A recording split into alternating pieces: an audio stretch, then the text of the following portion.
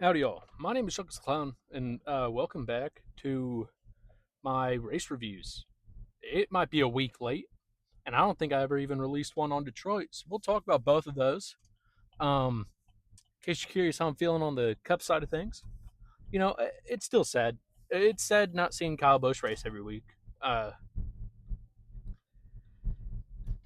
it's sad that, you know, Denny Hamlin instantly goes out and beats his record, or surpasses him for wins.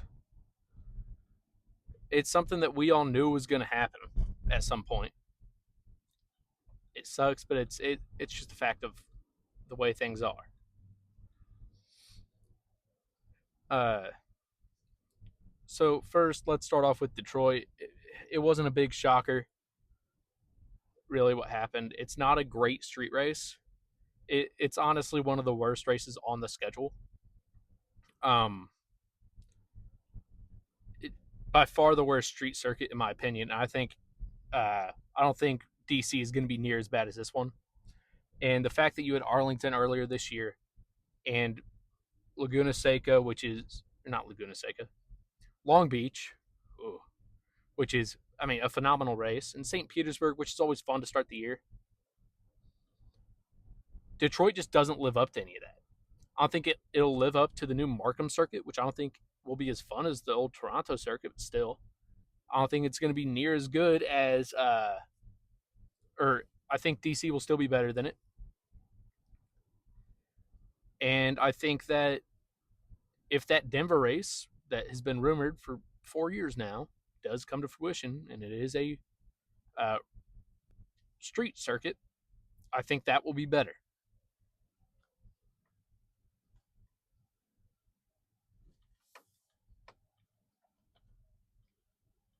The only thing I think that Detroit has really been better in recent years was Nashville. But Nashville was more fun because at least if you're getting a wreckfest, it's going to be entertaining. Detroit still isn't super entertaining. I think Detroit's so much better with the sports cars. It's one of the few circuits that IndyCar's going to right now that they don't put on the best show, which really does suck. And by the best show, I mean the whole Indy ladder. None of them really put on the best show. I'd argue at Indianapolis road course, Indy Next puts on a better show sometimes,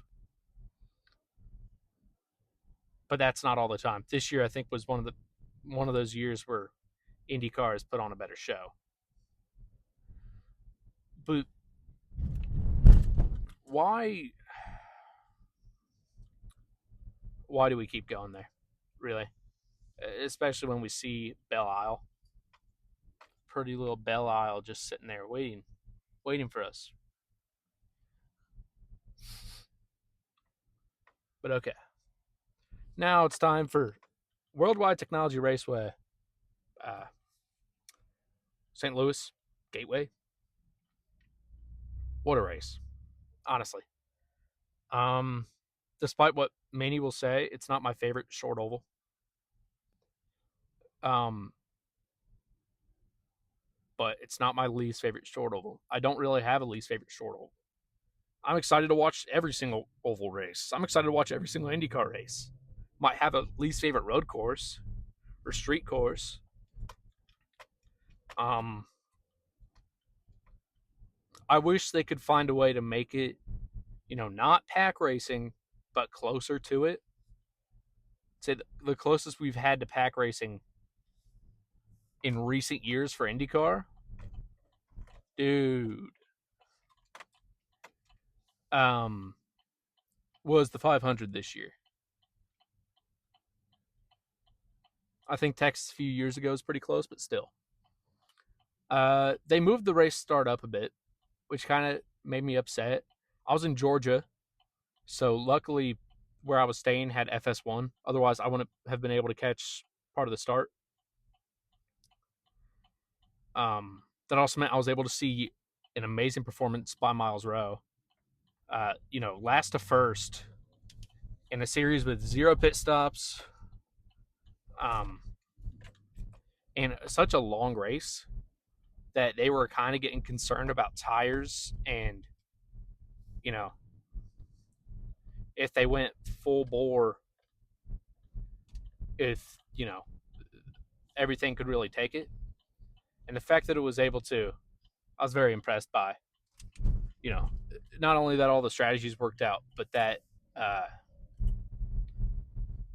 the racing was still very, very good. And I mean, that just proves the level of driver he is. Now, I was mistaken, and I've been talking about how next year he'll be in the AJ Foyt 11 because I was thinking that the Chargers were being introduced in 2027. They're not being introduced until 2028. That kind of makes me mad because you have multiple drivers who could be in a car in Indy next, and I mean that's always the case. But I think if they could have just introduced those Chargers next year into the 2027 season, you have two very obvious candidates. Because, well, people will say that I'll just talk about my silly season stuff in a separate video with not too many predictions, but I do think he'll be in an IndyCar next year.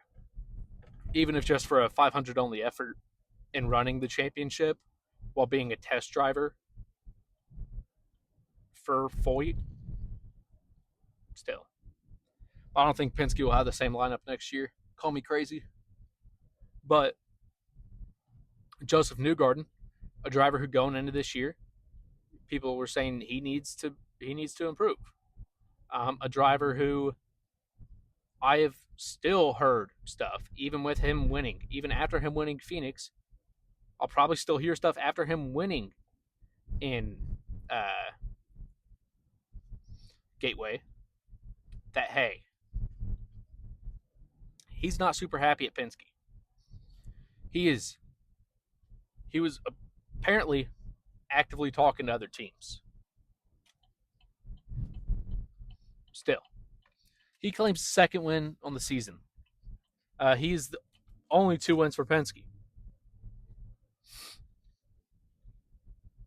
How does Penske let him go? I don't know. Half of Penske's wins last year, because I think they only won 2 races, were from Will Power, who's no longer on the team. They're not afraid of letting drivers go. So we'll just have to wait and see. But I mean, it was a pretty good race. Ericsson showing the speed he has, and if he could have knocked off this win and maybe gotten another or a couple podiums later on in the season, that says something. That tells Andretti, hey, I don't want to go anywhere. I'm good here. And it keeps him from dropping to a lower tier team. He was a winner at Ganassi. He was almost a winner at Andretti. But if he doesn't win, it really take him either winning the championship or being Kyle Kirkwood in the championship for him to stay, which he's not going to do either of those. So Dennis Hauger is going to take that seat next year, which is sad because we've seen Ericsson have some moments, but I mean, it makes sense. For the most part, his Andretti career has been disappointing. The driver who finished third, Christian Rasmussen, coming there off of a contract extension and having a good race is good. He's still very low in the championship standings, which people aren't talking about. That still matters. Who knows what Hunter McLaren could do if he was put in that car? And right now, it looks like we will never know because he signed a multi-year extension with the driver who's 21st in points and a car that's not that bad.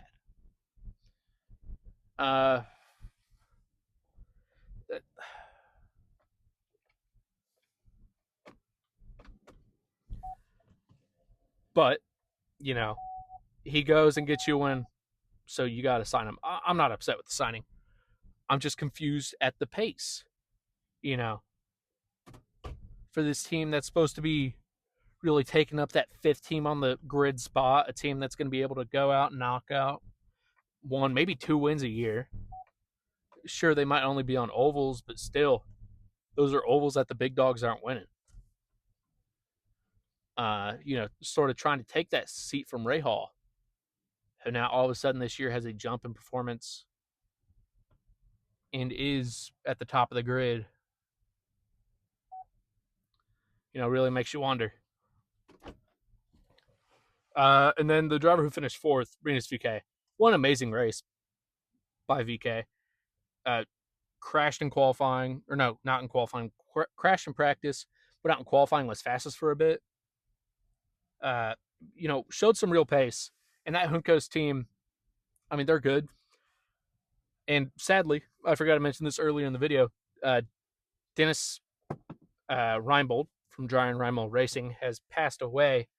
And my prediction was going into next year that Junco's Hollinger Racing was going to at least have one of their charters bought out by Dry and Reinbold. And I thought that you may have a partnership next year.